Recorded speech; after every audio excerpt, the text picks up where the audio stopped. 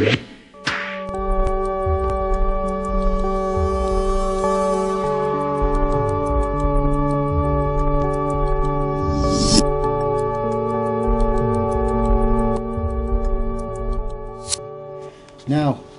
many people, because of their different sizes, some have difficulty in removing the coating.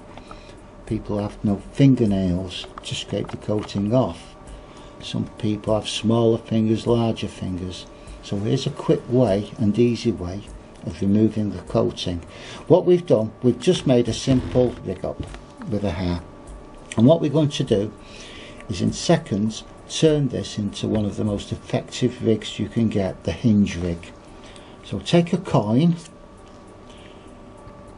trap the line with the coin, holding it firmly, pressing down, and then grab the line and simply, whilst you're pressing on the coin, pull the line through, and immediately the coin has trapped the coating and it's broken the coating. But also what we have now is a Hinge rig, and this is one of the most effective rigs of all. The coating all the way through for stiffness, for anti-tangle purposes and protection, and now the hook can completely turn 360 degrees within the carp's mouth because we've broken that hinge. It's left a slight length of stiff coated material, and there you can see the broken section. It's only the coating that's broken, but look at the movement of that. Imagine that in a carp's mouth.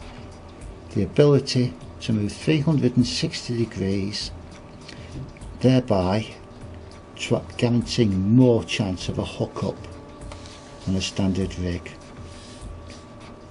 That's how to remove the coating for a Hinge rig. If we take it one stage further and you want a combi link, let's take the coating where it's broken, hold the hook firmly and simply pull back, and as we're pulling back you can see the coating bunched up. There is your combi link, ideally 2/3 of stiffer material to 1/3 of supple material, and that's a combi link with a hinge on the end as an added bonus.